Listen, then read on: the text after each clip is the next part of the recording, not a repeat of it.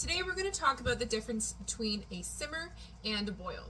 So a lot of times students in my classroom tend to not want to wash more dishes, so they choose to opt out of putting a lid on a pot.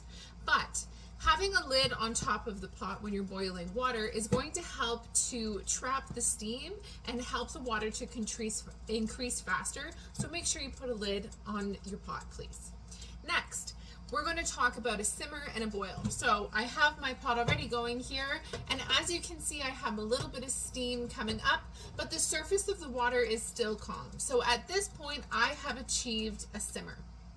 We're going to turn the heat up here and come back, and I'm going to show you boil. All right, welcome back.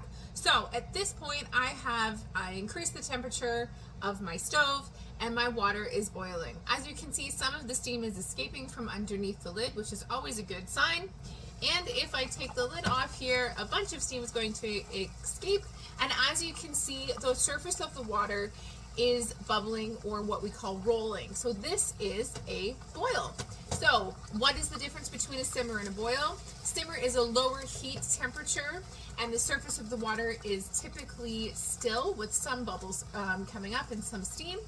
A boil is a higher temperature of water, and there's a lot more steam, and the surface of the water has a rolling effect. Thanks for joining me.